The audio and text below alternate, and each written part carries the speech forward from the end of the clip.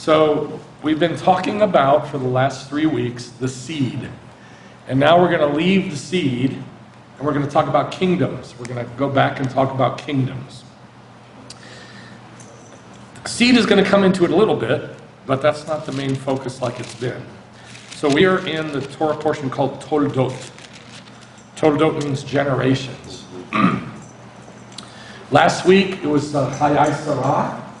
And Sarah, the very first verse of the life of Sarah says Sarah died. Very first verse. And it set us up for this two-kingdom thing. You know, a good kingdom and a bad kingdom. Sarah is it was 2 weeks ago. Sarah is our mother of the kingdom, the mother of the New Jerusalem, mother of the believers. And it set us up to see two kingdoms. And then, in last week's Torah portion, the era, Isaac was born, finally, and there's two kingdoms again. There's the seed of God, which goes into Isaac, and then Ishmael. Ishmael is another kingdom born, and they split. Now, the same exact thing happens again in this Torah portion, Toldot, only this time it's Jacob and Esav. And I'm going to be saying Esav instead of Esau. Esav. That's how you say it in Hebrew. Genesis 25. We're going to read 21 through 26. And I pared it down to the basics here. Isaac prayed to the Lord on behalf of his wife because she was barren. And the Lord answered him, and Rivkah, his wife, conceived. So remember, Sarah was barren, and she had a bunch of kids. How old was she when she had the kids? 99. 10 years less than Abraham. Abraham was 100, a picture of 1,000, the day of the Lord. She was 89, right? She was 89 when she got pregnant, and 90, that's what it was. 90 when she had the kids. Abraham was 100, she was 90. So, the seed, actually finally comes, because she's barren, and she has the seed of God. Now the same thing happens again. Rivkah, her daughter, Rivkah, is barren, and her husband, Isaac, prays. And again, same thing happens. The seed of God comes, and it splits. And one kid gets the seed of God, one kid doesn't. So, she's barren, he prays, the Lord answers, and Rivkah, his wife, conceived. But the children struggled together within her. While she's pregnant, the children are fighting. And she said, if it is so, actually it's if I am so. No, it is if it is so. If it is so, why then am I? This is good translation. If it is so, why then am I? I mean, she's like, ready to die. So she went to inquire of Yehovah, and Yehovah said to her, and here's what we're going to study, this little passage here. 2 nations are in your womb. Now, I've translated it the way that most people translate it. 2 nations are in your womb, and 2 people separated from your innermost parts. And 1 people shall become stronger than the other, and the older shall serve the younger. Now, the part we're going to really deal with is the part that I've emboldened. 1 people shall become stronger than the other, or 1 shall be stronger than the other. So my question was, as I read this, it was like, well, who was stronger? Jacob or Esav? Who was stronger? I mean, if you had to ask, I felt like I was asking. In fact, I asked some people around me, who's stronger, Jacob or Esav? When her days to be delivered were full, behold, there were twins in her womb. Now the first came forth red, all over like a hairy garment, and they named him Esav, which means complete, or made, or created. Afterward, his brother came forth with his hand, holding on to Esau's heel. So his name was called Yaakov, heel grabber. And Isaac was 60 years old when she gave birth to them. We're not going to go into the picture of what that's a picture of. We're just going to deal with the passage itself. Now, there's 2 passages that everybody always talks about and looks at when they're talking about Jacob and Esau. And they are Malachi 1:2 and Romans 9. So we're going to read those. Malachi 1:2 just simply says, Jacob I have loved and Esau I have hated, but I want to read what's around it for context. Right. Malachi 1. Oh, can you get my old man glasses? Somebody. They're in the box. I always forget.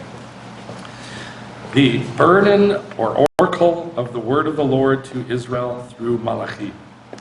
I have loved you, says the Lord, but you say, how have you loved us?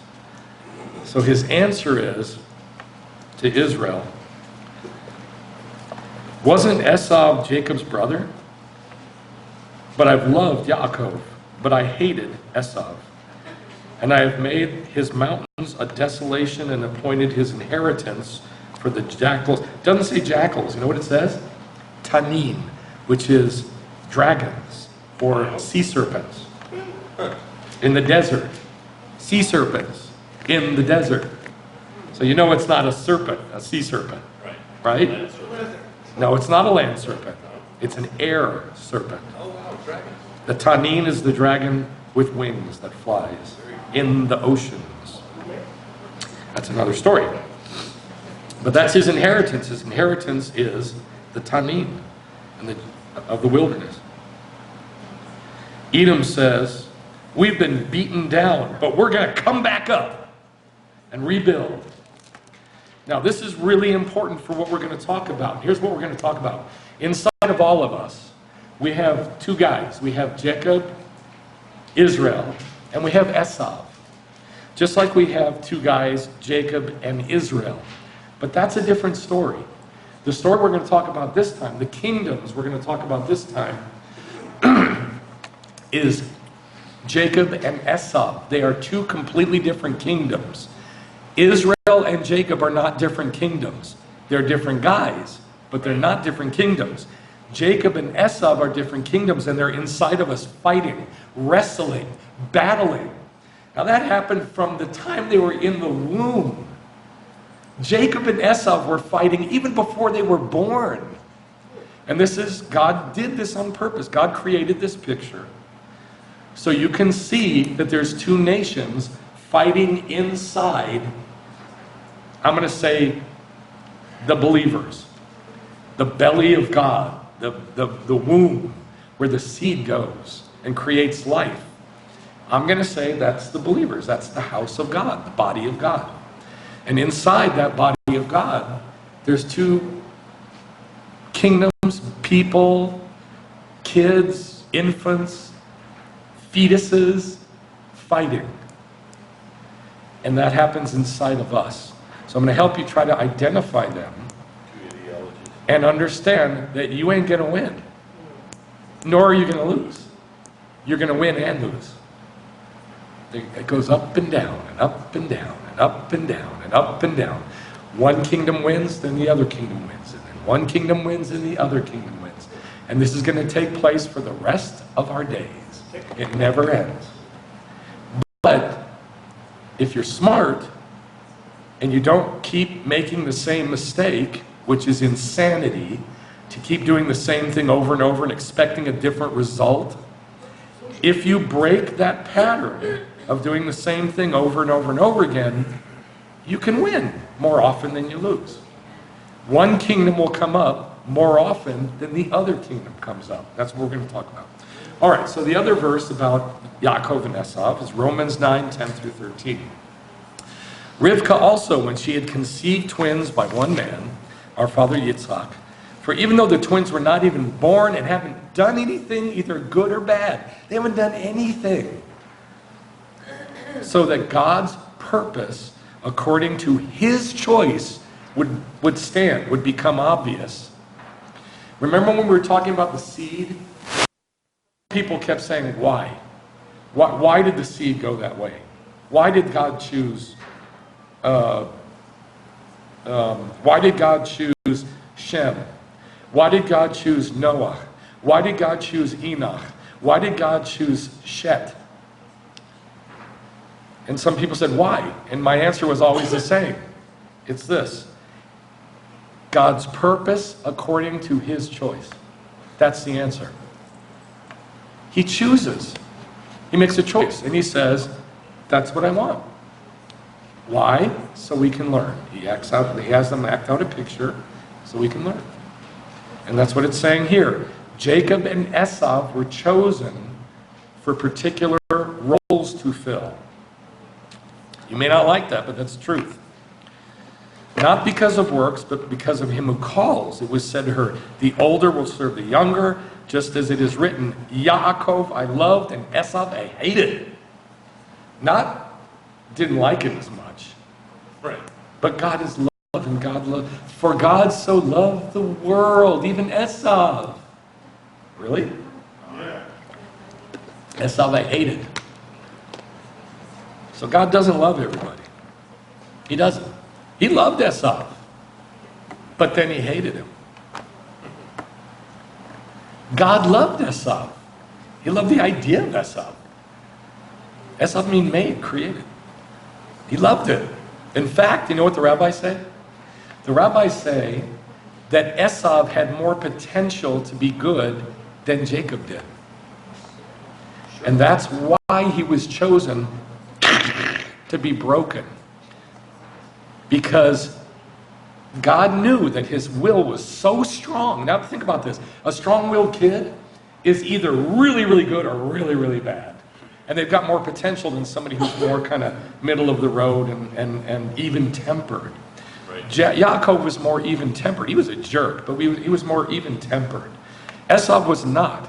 Esav was really, really good or really, really bad. And he made a choice and a choice and a choice and a choice and a choice, one after the other, to hate and make war on God. And so God hated him. Even before he was born. Because he knew this was going to happen. Why? Because he chose it to happen. So I'm not going to get into all that, but that's as much as I know. I don't know any more than that, but I do know that. This is where people with a Greek mindset lose their minds. And they say, well, what about, if God chooses, well, then we don't have, and they go into free will and all this other mishigas. It's real simple. You can't understand it. That's all there is to it. All right. Now, the children struggled within her. He said, 2 nations are in your womb, and 2 peoples will be separated from your innermost parts. 1 people will become stronger than the other, and the older shall serve the younger. So again, who's stronger, Jacob or Esav? That's the question I was asking myself.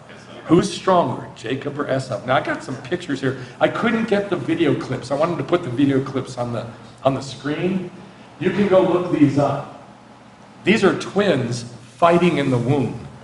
They have sonograms of twins in the womb, and they're literally kicking each other and hitting each other. I mean, apparently this happens, Not so infrequently. It makes the woman just miserable. Yeah. But you can look these up on the internet. Just go to YouTube and type in twins fighting in the womb.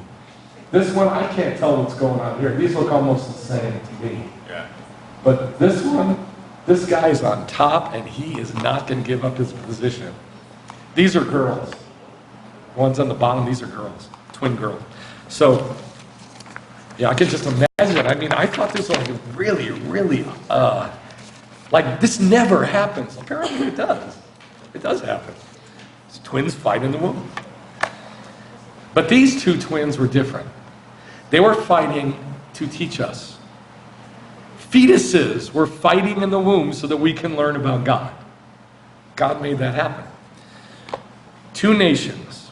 Now, they translate it nations, but it's not nations. It's very strange in Hebrew. In Hebrew, in a Torah scroll, there's many, many letters that are changed, made diminished, they're made smaller, or enlarged, made bigger, or replaced with other letters. And the rabbis have all kinds of commentary on each one of those instances. This is one of them. It's not written as goyim in Hebrew. Goyim is nations or Gentiles. 2 nations, but it doesn't say that. It says it's written with 2 yods in Hebrew. Goyim is like this. Vav yod. Gimel, Vav, yod. Final mem. Go, yim. But it's not written like that. It's Gimel, Yod, Yod, Mem. Giyim. But it's not even pronounced Giyim. The pronunciation in this case is different too. It's pronounced Ga'im. Ga'im. And this is all on purpose. This is all built into the Torah to teach us. It's supposed to say Goyim, but it doesn't. It says Giyim, but it's pronounced Ga'im. Now what's a Ga'ah? This is so strange. It means a lifted up, exalted, magnified, magnificent, honored. It could even mean pride. Lifted up. High, yes. I think it's Exodus 15:1, and the last of the verse, it's Ga'al, Ga'ah, highly exalted, but it's also the sound of an infant, just like Yeshua said out of the mouth of babes, it's perfect praise. Gaga, a reed, there's no way I'm going to get that on tape. I can't piece that together like you just did. Oh, well, Okay. that's pretty cool. Okay. This is very strange. Ga'ah means literally lifted up and exalted. Gay, or Gai, which is how it's written, like plural of Gi, Giyim or gay, which comes from gay, means just the opposite. It means a valley, something sunken. Do you get what I'm saying? It doesn't say 2 nations are in your womb. It says either 2 exalted, magnificent ones are in your womb, or 2 low, humbled, low ones are in your womb. And I would submit to you, it says both. One of each? On purpose. No, not one of each. Both at the same time. And here's why I say it. Well, wait, before I get to that, I'll show you why I say it. But don't miss this. This is very strange in Hebrew. Written in Torah as Ga'im, as Giyim, but it's pronounced Ga'im, which comes from Ga'ah, to lift oneself up, to be arrogant or prideful or honored or magnificent. And plural of Gi, or gay, is a valley, a low region, and arroyo. Total opposites. That was what was in her womb. Total opposites at the same time. So that sometimes Esav is magnificent, and sometimes he's low. And Yaakov is sometimes magnificent, and sometimes low. At the same time. There is no explanation for this in any of the rabbis' writings. They just say it. They just comment on it like we're supposed to know. Yes? I got a question. Is Gaal from the same root? Gael and Gaal is from the same root.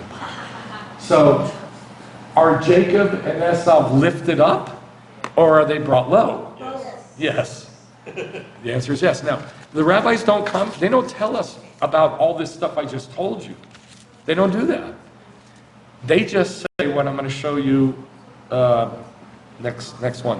What the rabbi says, Rashi says about it. He just comments on it, and I'll show it to you. But before we do that, we know about the story of Jacob becoming Israel in Genesis 32. Jacob fought. He wrestled. He struggled with God. He'd been fighting and struggling since he was in the womb. And guess what? The Jews still fight and struggle. You want to know why Jews are so hard-headed and arrogant and stubborn and strong-willed? God made us that way. Because Jacob, our father, was that way. In fact, that's what Israel means. Jacob was left alone, and a man wrestled with him until daybreak. He, God, touched the socket of Jacob's thigh. It was dislocated while he wrestled. Then he said, I don't know who said, either Jacob or God, let me go, for the dawn is breaking. But he said, I don't know which he is he. I will not let you go unless you bless me. Nobody knows which one is which. Is it God talking or Jacob talking? It doesn't say. Could be either one. So he said to him, now this is God talking to Jacob. God says, what's your name? And he said, Yaakov. And he said, you're not Yaakov anymore. Now your name is Yisrael. Because you've wrestled, you've fought, you've struggled with God and with people, and you won. So in his winning, he's exalted, magnified, he becomes, the high one. As Yaakov, he's low. As Yisrael, he's high. Now this is the story God is setting up for us, and it's crystal clear in the Hebrew, and it is invisible in English. Totally invisible. But in Hebrew, it's like glaringly obvious, which is why the rabbi saw it, because they read it in Hebrew. You don't get this in English. So what does Yisrael mean? That's the question. God says, I'm going to call you Yisrael. Why? Because you fought with God and with men and you won. So I'm going to call you Yisrael. So you think Yisra, Yeser, Yeshar would mean fighting, struggling, right? Wouldn't that make sense? Okay. Well, it could mean a bunch of different things. Yisrael could be Yashar, come from Yashar, which means upright, straight, or erect. Yashar El. Because God calls Israel Yeshurun.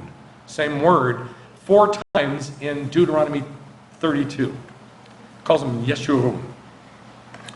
Upright, straight, or erect. It could be Sar, prince, leader, or commander. It could be Shar, which means a wall, something you come up against and you can't get through. Or it could be Sarah, not Sarah like Sarah, Sarah, which means to loose, to untie, to unbind. Could be any of these. Or all of them. You want to add one more? Sure, let's add another one. The Yod is for Yaakov and Yitzhak. The Resh is for Rebecca. Okay, wait. The Yod is for Yaakov and Yitzchak. The Resh is for Rebecca. The Resh is for Rebecca and Rivka. The Aleph is for The Abraham. Aleph is for Abraham. The Shin is for The Sarah. Shin is for Sarah. And the Lamed is for And the Lamed is for Leah. Oh, very nice. So there's a whole family all bundled up into one. The patriarchs and the matriarchs. The patriarchs and the matriarchs. Very nice. Yeah. Wow. Okay, so my personal pick is Sar. Prince, commander, fighter, warrior. It makes sense. El means God. A warrior, a fighter, a commander of God. So he was changed from rip-off, heel catcher, somebody who goes and grabs you from behind, to a commander or fighter of God. All right, next. Okay, good, very good. 2 nations, proud, exalted, lifted up ones, are in your womb. And 2 peoples will be separated from your innermost parts, and 1 people will become stronger than the other, and the older shall serve the younger. 2 lifted up ones or low ones are in your womb. Isaiah 40, we always come back to Isaiah 40. Why? Because as the day of the Lord approaches, it's just like in the times of Yeshua, when John the Immerser came, before Yeshua came, proclaiming his coming, preparing a way for the Lord. That's what's happening nowadays, because the Lord's coming soon. So we always come back to Isaiah 40. It says, 3-5, a voice is calling, clear the way for the Lord in the wilderness. Make smooth in the desert a highway for our God. Now, how are you going to do that? You're going to take every valley, every gay, and it does say gay in Hebrew, every gay, every valley be lifted up, and every mountain brought down low. This is not talking about ground and earth. This is talking about people. That everybody who's low will be lifted up, and everybody who's arrogant and high will be brought down low. And this is what happens to us in life. And it can happen 20 times a day. We go up and down and up and down. God brings us up, we get a little puffy, and then God brings us down. And then we're down and we're low, so God comforts us and brings us up. And then we start feeling better, and then we get a little higher, and he gives us something wonderful, and we start getting prideful, and he has to bring us back down again. It can happen many times a day. But it does happen over and over and over again. So don't be freaked out. Don't be freaked out that it's like a roller coaster, because it isn't like a roller coaster. And it's supposed to be like a roller coaster. But that roller coaster through Judaism gets a little flatter and a little flatter and a little flatter until it gets a little more stable over time, over years. Let every gay valley be lifted up, and every mountain and hill be made low. And let the rough ground become a plain, and the rugged terrain a broad plain. Then the glory of the Lord will be revealed. So, Yaakov, arrogant guy, God brings him down, puts his hip out of the socket, his leg out of the hip socket for the rest of his life, and humbles him, brings him down. What about Esav? Remember what it said in Malachi, what Esav said? You've brought me down, but we will, what? Build ourselves back up. That's why God hated him. But Yaakov, Israel, he was like, okay, I'm beat, I'm wrong.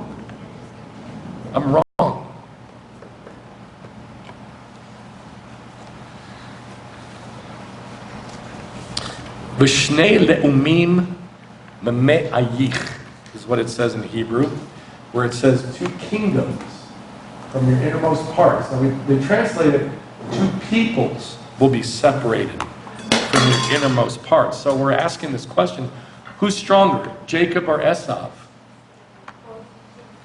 It's not the person. I was asking the wrong question. It's kingdom, it's not nations, it's kingdoms. Now I'm going to teach you a new word. I didn't really know this word till yesterday, or 2 days ago. The word for kingdom, we say it all the time, malchut. Malchut. Malchutecha, malchut. Say malchut. Malchut. That means kingdom, but it's about the king. Melech is king, malchut is his reign, el reino. But there's another word for kingdoms, and it's le'umim. Say le'umim. Le'umim. And it means peopled, like filled with people. The word la'am, its root, la'am, means to gather together. Le'um means a people or a nation. Like people, just Ummah and Am means the same thing, people. People is Am in Hebrew, or Ummah. But look at the first letter. First letter of Ummah is an Aleph. First letter of Am is an Ayin. But it's the same word, just an interchangeable letter. Le'um with an Aleph. La'am with an Aleph. Le'umim with an Aleph. So the word Am means people. La'am means peopled, full of people. And that's what a nation is, full of people. So this is another word for kingdom, le'umim. So you could say 2 peoples, but the rabbis say it always means kingdom. The word le'um always means kingdom. This comes from Avodah Zarah, which we're going to read. And this is what Rashi said. Le'um always means kingdom. So let's look at there's only a few examples in the Bible. That's why they can say always, because there's not that many. So Psalm 7:8, we sang this. Psalm 7:8.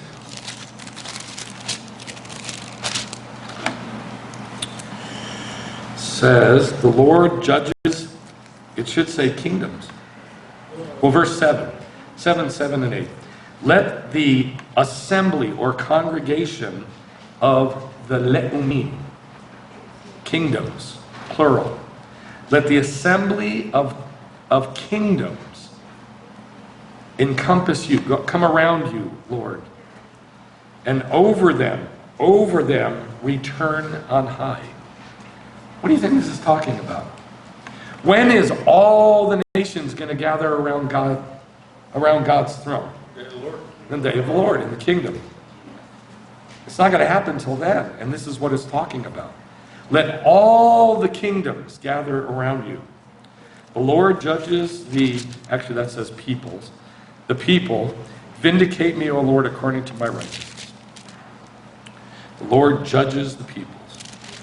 All right, and then in 9:9, same word. 9:9 says, the Lord also will be a stronghold for the oppressed, a stronghold in times of trouble. Verse 8. Verse 7. The Lord lives forever. He has established his throne for judgment.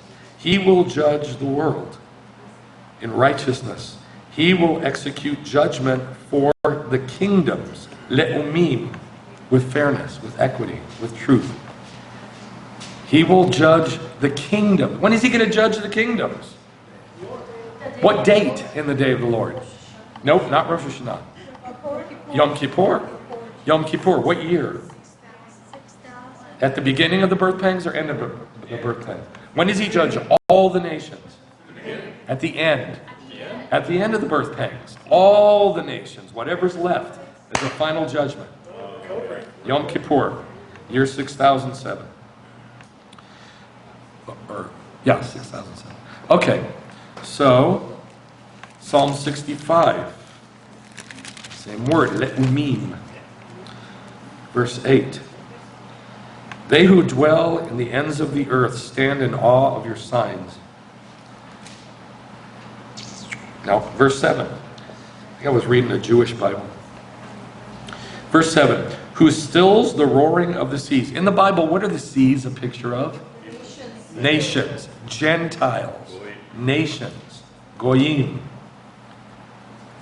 Who stills the roaring of the seas, the roaring of their waves, and the tumult of the le'umim, the kingdoms. So now here, it tells us straight up that the waters, the seas, are a picture of what?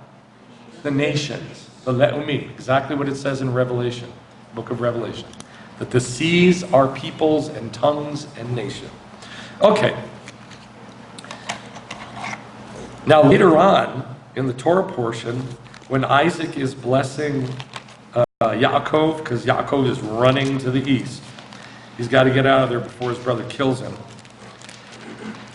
And he's blessing his son in chapter 27:29. He says, may peoples serve you, Jacob, and nations bow down to you. Be master of your brothers. Now what it says in Hebrew is, vayishtachavu lecha le'umim. Same word, kingdoms. So what he says is, may kingdoms bow down. Now think about this. God is telling Israel, through his dad, may kingdoms bow down to you, Israel. Has that ever happened? Have all the Gentiles bowed down to the Jews? That's what it's talking about. Now we got close with David and Solomon, but that's it. That's the only time that other nations came and bowed down to Israel. It's the only time. And it didn't last very long. Yishtachavu lecha le'umim. Bow down to you, the nations. So now we're going to change our question. Yes. That verse 27:29, was it Psalms? No, that was back in Genesis. That's when he's blessing. That's when Isaac's blessing his son. Back in Genesis. So we're going to change our question. The question was, who's stronger, Jacob or Esau? Let's change that question. Which kingdom is stronger? The kingdom of Israel or the kingdom of Esav? Right now, Esau. Up and down, and up and down. It depends on the time, right? It depends on when it is and what's happening. Sometimes it's Jacob, and sometimes it's Esav. And this is what Rashi said. This is what Rashi said. Here I have Le'um always means kingdom. This is what it says in Avodah Zarah. And the word le'om used here means a kingdom, as it is written. And one kingdom, ule'om, shall be stronger than the other kingdom. Listen to what he says. The kingdom of Edom. Now Edom is Esav. Right. Edom is Esav. Edom will enter first. Who was born first, Edom or Jacob? Edom. Edom. Why was he born first? Here's why. Gotcha. Well, yeah, but there's some explanation in the Bible. That's okay. The kingdom of Edom will enter first. Why? Because it is written, and he shall devour the whole earth, and shall tread it down, and break it in pieces. And Rabbi Yochanan says this refers to Rome, whose power is known to the whole world. So, if you can't follow this, what it's saying is this. The baby's coming out of Rivka's womb is a picture of the history of the world. Who came out first? Esau, Edom. And he was a monster. He was, good with a bow, and he knew how to hunt. Jews don't hunt. He knew how to kill. He was a man, he was called Edom, red. He was a man of blood. So he came out first into the world, which is Rome, which treads it down and breaks it in pieces. The whole earth. Edom treaded down and broke the whole earth in pieces. True. And then comes out Jacob, the kingdom of Israel. So the kingdom of Edom has to be first. Why? Because Rome, which I'm going to show you, Rome is Edom, had to take over the whole world. Now this is what it says in these two really great books.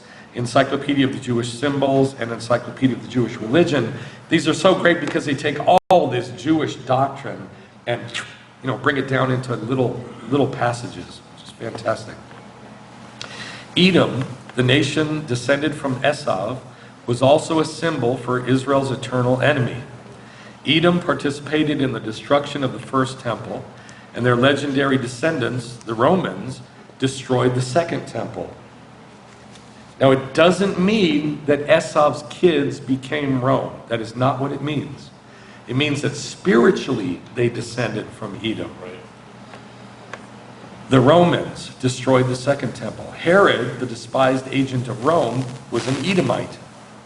When Rome, now listen to this, here's the part that's going to be hard for you to handle. Even if you studied this before. When Rome embraced Christianity, Edom became a symbol for Christian Rome. And then for Christianity in general. I don't hate Christians. I hate Christianity. Right. But I love Christianity. It just depends on how you define it. If you define it like believers and worshiping and fellowshipping and learning the Bible, I love it. If that's how you define Christianity, I love it. But if you define Christianity as anything but God created Judaism, the ways of Judah, in the body, I hate it. Esav, I hated. That's hard. Esav is Edom. And God says, Edom, I hate. I hated him. Not just a guy. Not just one person. But what that became to the whole world. And it has taken over every single interpretation of every single scripture that is in this book. You need to think about this. Everything that people do is usually based on something from the Bible. Every pattern in clothing, every holiday, every ritual, every tradition, every or lack of them, every time that people go shopping, everything that is sold in the stores, everything that people say to one another, everything that people concentrate on, everything that people put in their house, and when they decorate their house, and why they decorate their house, and how it's decorated. It all comes from this book, a misinterpretation of something in this book. Everything that they eat. I'm going to change that. Everything that you eat. Everything that you think. I mean, I could talk about this forever. I'm not going to. I'll just give you one tiny, tiny, tiny little example. Every time I go on the internet, I throw out one little teeny thing. And it always has the word Judaism in it. Yeah. And people lose their minds. Yeah. The people who lose their minds, guess who they are? Christian. Hebrew Christians.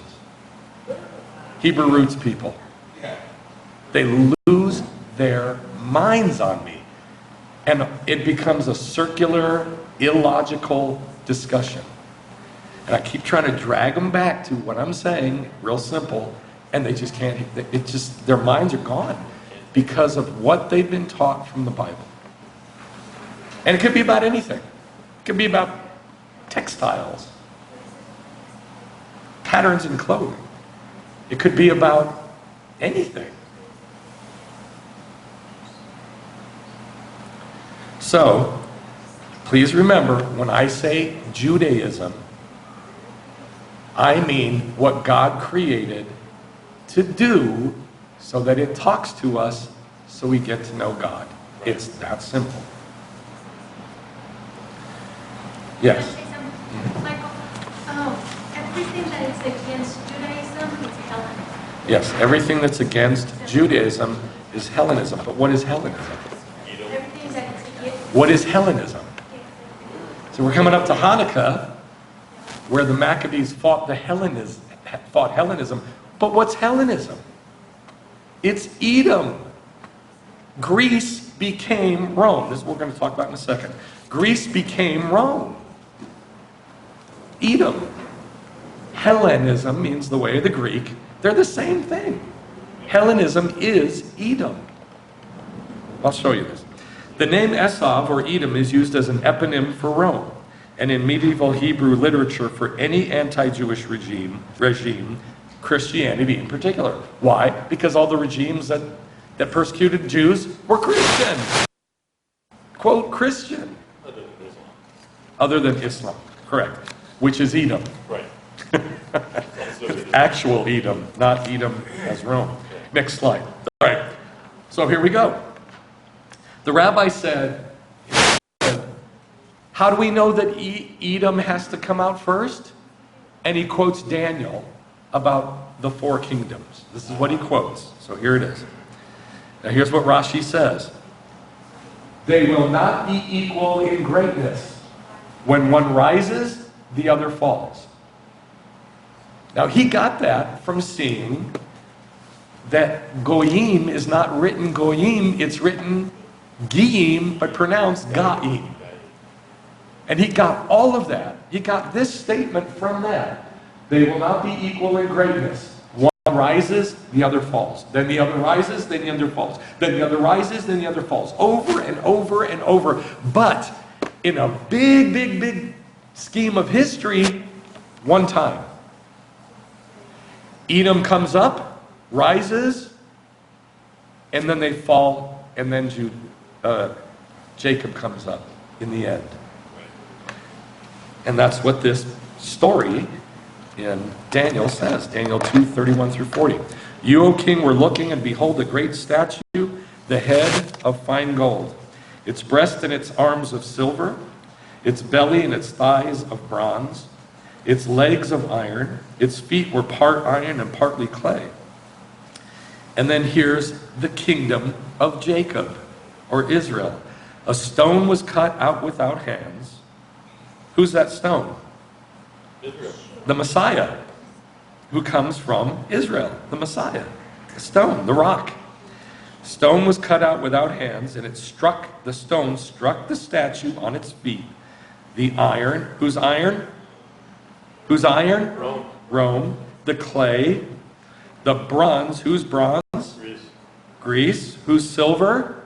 Medo-Persia. Come on, it's right here. Whose silver? Medo-Persia, and whose gold? Babylon. And they were all crushed at the same time. That means that Babylon, Medo-Persia, Greece, Rome, and then the final kingdom of 10 toes has to be in existence in the day of the Lord. Right. Right? Yep. Because the stone comes in the day of the Lord and hits the feet and crushes all these kingdoms, it says, at the same time. Right. Well, when is the time? In the day of the Lord. So that means Babylon, Medo-Persia, Greece, Rome, and the 10 kingdoms in the day of the Lord have to be in existence in the day of the Lord. Does that make sense? They're all the same thing. They're Esav. They are all Esav. They're all Hellenism. All of them. They're all Rome. They're just putting different faces on. The stone that struck the statue became a great mountain and filled the whole earth. You, O king, you're the head of gold. After you, there's going to rise another kingdom. That's Medo-Persia. Then another third kingdom of bronze. That's Greece. That's Hellenism, which will rule over the earth. Then, after Greece, will be the worst. The absolute worst. There will be a fourth kingdom, as strong as iron, inasmuch as iron crushes and shatters everything. So, just like iron breaks in pieces, it will crush and break all of these in pieces. But I thought it said the stone breaks all of these in pieces. Well, yeah, but that's later. That's later, exactly right. Before Rome is destroyed with the other kingdoms by the Messiah in the day of the Lord, Rome is going to destroy Greece and Medo-Persia and them. In other words, they're going to be the greatest on the planet. This is where Christianity came from.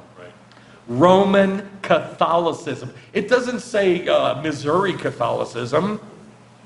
It's not, it's not Byzantine Catholicism. It's not Turkish Catholicism. Right? It's Roman. Right, it's not English. It's Rome. This is I always picture it like Romulus and Remus sucking on the wolf's teats. That the wolf of Rome, that's where Romulus and Remus, it's a mythology that they were raised by wolves. And they suck, there's sculptures of Romulus and Remus sucking at the teat of Rome, the wolf, the she-wolf. I always picture that when I think, and it's please understand what I'm saying. I don't hate believers. I don't even hate the structure of the church. I just hate what it has become. I hate what has come into our body. I hate it. Because it is completely the opposite from the milk of Judaism. And every single thing that believers think, do, feel, I'm not saying they're not born again. I'm not even saying they don't hear from God. Just like you. I'm not saying you don't hear from God. I'm not saying you don't hear from the Spirit and you don't know God. But I am saying there's a lot of impurity that we need to think about to get rid of if we're going to really know God. I mean, really know God. That's what I hate. The mixture. So, Greece became Rome, which is even worse. And it doesn't say there was Roman peace in this prophecy. It doesn't say, and it brought peace to the earth. It says, iron crushes and shatters everything. So like iron that breaks in pieces, it crush and break everything in pieces. This is, I hate to say it, but this is Christianity. The bad Christianity. Not believers, the bad Christianity. The doctrine itself. Well, you say the doctrine, but there's millions of them. Because like I said, it has infected every single verse in this book, in the Bible. All right? Psalm 137.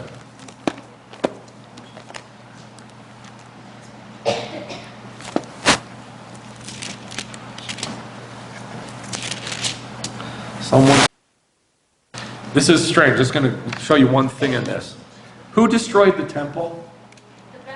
Babylon. Babylon destroyed the first temple, right? Yeah. I got news for you. There was a psalm written 400 years before that happened, and it doesn't say Babylon. It says Babylon and then Edom. Who's Edom? Rome. They destroyed the second temple. But this psalm was written 300 years before Babylon even came. Psalm 137, by the rivers of Babylon. It's talking about the Jews have already been kicked out of Judah, and they're in Babylon, and they're crying, and the Babylonians come say, hey, sing us one of those Jew songs. How can we sing a Jewish song when we're here in Babylon, he says. Remember, O Lord, against the sons of Edom, not against the sons of Babylon. And this is in the Psalms. Isn't that weird? Yeah.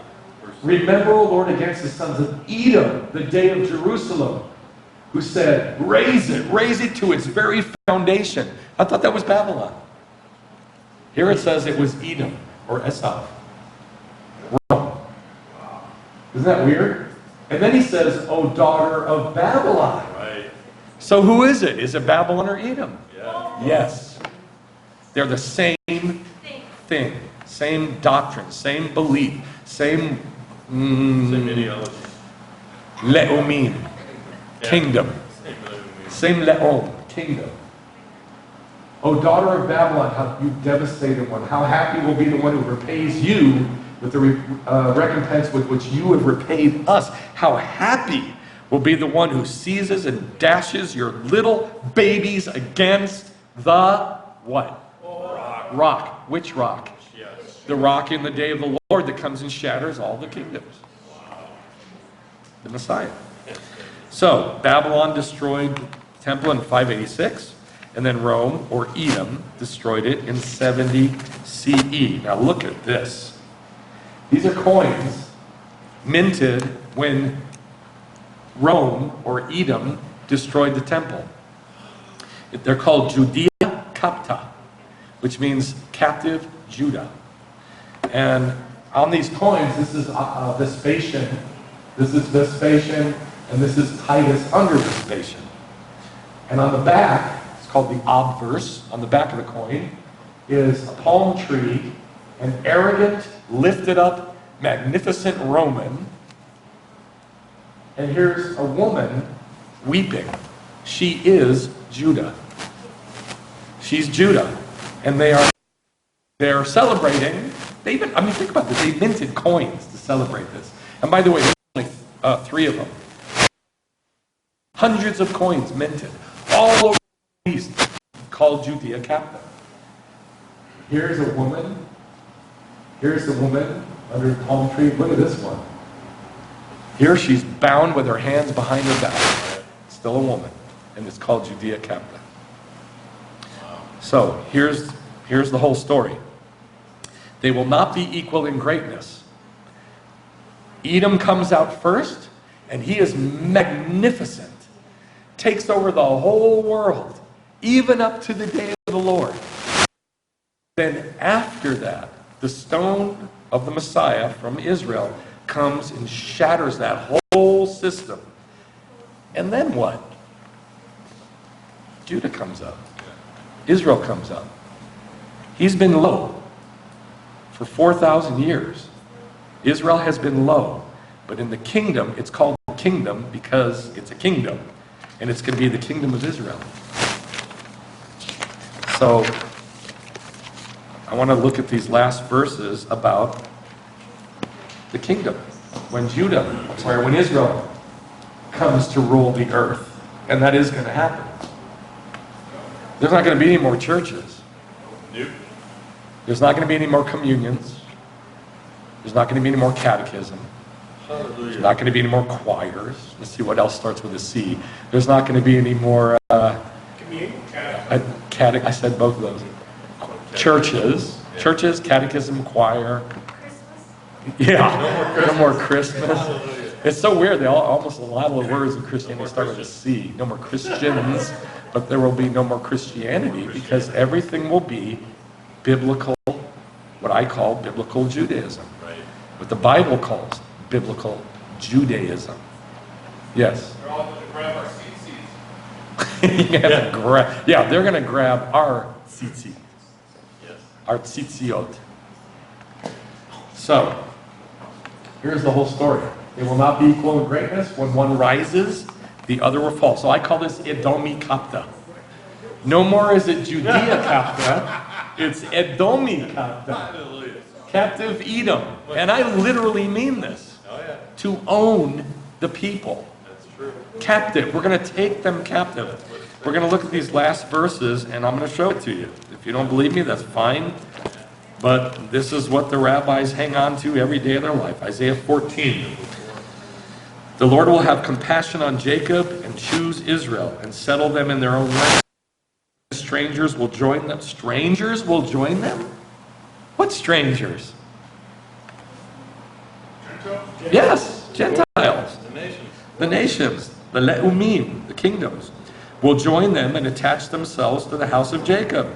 And the peoples, there's another word, amim, le'umim, will take them along and bring them to their place. And the house of Israel will possess them. Possess them. Yeah. Capta. Yep. Will possess them as an inheritance in the land of the Lord. Will take their captors captive. Capta. Edomi capta. These are not my words. Over their oppressors, will rule over their oppressors. Look at Obadiah. There's only one chapter. There's only one chapter, verse 18. Because it's only one chapter, there is. It's after Amos. Before we read verse 18. Verse 8, in that day. Verse 11, in the day you stood aloof. In the day the strangers carried off his wealth. Verse 12, on the day of his misfortune, in the day of their destruction. Verse 12 again, in the day of their distress. Verse 13, in the day of their disaster. In the day of their disaster. In the day of their disaster, 3 times. Verse 15, the day of the Lord draws near. Now, if you have any doubt whatsoever that this is talking about the day of the Lord, then you're not paying attention. So, this is all about the day of the Lord. And in the day of the Lord, for verse 18, it says, then the house of Jacob will be a fire, and the house of Joseph, that's northern Israel. Judah is southern, Joseph is northern, and the house of Joseph a flame. But the house of Esav will be like stubble. It just gets burnt up. Christianity is going to be burnt up. All the ways of Rome, all the greed and arrogance and lifting themselves above Jacob, their brother, is going to be burned up. And Jacob will set them, Esav, on fire and consume them, so that there will be no survivor of the house of Esav. What do you think of that? Cleaning house. Cleaning house, right? Go to Zechariah chapter 9. Now, there's 3 verses in Zechariah that say the same thing. And remember, this was one of the 2 prophets that prophesied when Israel came back and rebuilt the second temple. Zechariah 9. This is real specific. Okay, let's do a little review. Who's the head of gold? Babylon. Who are the arms and chest of silver? Medo-Persia. Who's the belly and groin of bronze? Greece. Who is the legs of iron? Okay. Look at this. Verse 12. Return to the stronghold, O prisoner who have hope. This very day I am declaring that I will restore double to you, because I will bend Judah as my bow and fill the bow with Ephraim. Judah's southern, Ephraim is northern. This is Israel. This is all of Israel. And I will stir up your sons, O Zion, against your sons, O Greece. God is going to stir up Israel against Greece. Not Israel. This isn't Israel's idea. This is God's idea. And I will make you, Israel, like a warrior's sword. Then the Lord will appear over them, and his arrow, that's Ephraim, will go forth like lightning, and the Lord God will blow the shofar and will march in the storm winds of the south. And the Lord of hosts will defend them, and they will devour and trample on the sling stones, and they will drink and be boisterous like wine, and they will be filled with the basin, drenched like the corners of the altar. In other words, it's going to be a bloodbath. Now, is there any doubt as to what that's saying? No. Chapter 10, verse 3b. House of Judah, I will make them like his majestic horse in battle. From them will come the cornerstone, from them the tent peg, from them the bow of battle, from them every ruler of them together. And they will be as mighty men, just like God changing Jacob's name to Israel. The mighty man, the warrior, the commander of God. Treading down the enemy in the poop of the streets in battle, which is what it says. And they will fight, for the Lord will be with them. And the riders on horses will be put to shame, and I will strengthen the house of Judah, and I will save the house of Joseph, that's south and north, and I will bring them back, because I've had compassion on them. And they will be as though I had not rejected them, because I am the Lord their God, and I will answer them. And Ephraim will be like a mighty man, and their heart will be glad as if from wine. Indeed, their children will see it and be glad, and their heart will rejoice in the Lord. So he's making it super clear that Judah is going to be a kingdom that will rise in the kingdom. But I'm going to show you specifically. He's going to nail it down the time for us in the last one, Zechariah 12, 6 through 9. Now he nails it down as to when it is. Verse 6, in that day, just like Obadiah said, in that day, in the day of the Lord, I will make the clans of Judah like a fire pot among pieces of wood, and a flaming torch among sheaves, and they will consume on the right and on the left all the surrounding peoples. Israel will consume, burn up all the surrounding peoples, while the inhabitants of Jerusalem again dwell on their own site in Jerusalem. And the Lord will save the tents of Judah first, in order that the glory of the house of David and the glory of the inhabitants of Jerusalem won't be magnified above Judah. In that day, the Lord will defend the inhabitants of Jerusalem, and the one who is feeble among them in that day will be like David, and the house of David will be like God, like the angel of the Lord before them.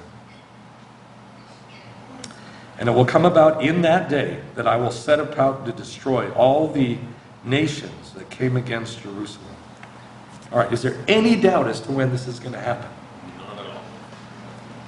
So, Edomi capta, captive Edom, happens because they were high and then they're brought low, and that's when Israel is going to come up.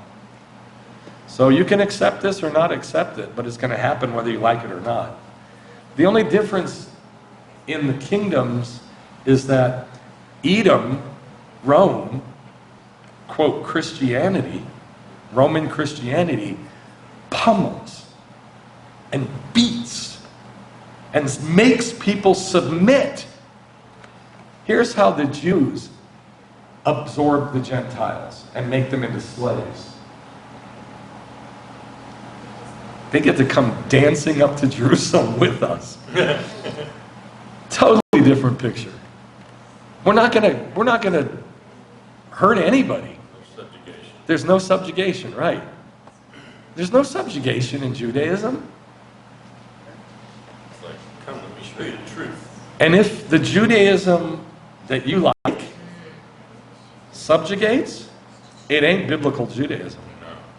It's not. It is what the church foolishly calls legalism. But the Bible calls slavery. Hagar is in slavery with her children. Sarah is the mother of us all, the New Jerusalem, which brings freedom. So if you're Judaism, and this applies to everybody. If you're, you like Judaism, fabulous.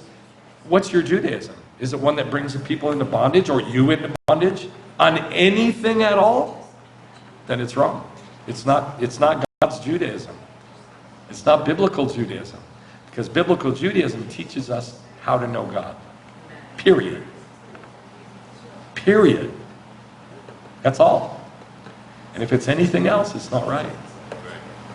This is why pictures is so fabulous. Because it doesn't lead to bondage. It leads to freedom. Because all we're doing is trying to know God. I just want to know God.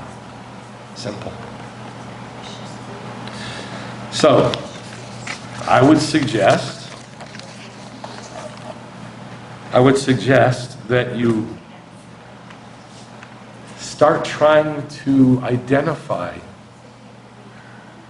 Edom in you. This is what I do. I try to identify Edom in me. I try to identify Rome in me. I don't know anything else except what I know. So once you identify it, take it captive to the submission of Messiah. Take it captive. Teach yourself something else. Learn something else. Do something else. And break that habit so that as you go on your journey, you go up and down and up and down. You rise and you fall. Because remember, it said, make every high thing low and every low thing high. And then what happens? Then the glory of the Lord will be revealed. Then the glory of the Lord will be revealed. There has to be the falling and rising. There has to be. But it gets shorter. The wave gets shorter over time if you do this. So, we're coming up to Hanukkah next month, less than a month, and that's all about the war between Hellenism and Judaism. So this is like preparation for that. Let's pray. Father, thank you for creating the two kingdoms and sticking them into Rivka and making those two kingdoms come out the way they came out and fight the way they fought. And we look forward to your kingdom rising and destroying the kingdom of Edom. Help us to identify the ways of Rome in us. Help us to identify the foolishness of our traditions, the foolishness of anything we do and think that's not from your word. There's so much of it. So I ask that you would help your people all over the world to identify what's right and what's wrong, and to have a right heart about making war on Edom inside of us. In the name of Yeshua. Amen. Thank you, Rabbi. You're welcome.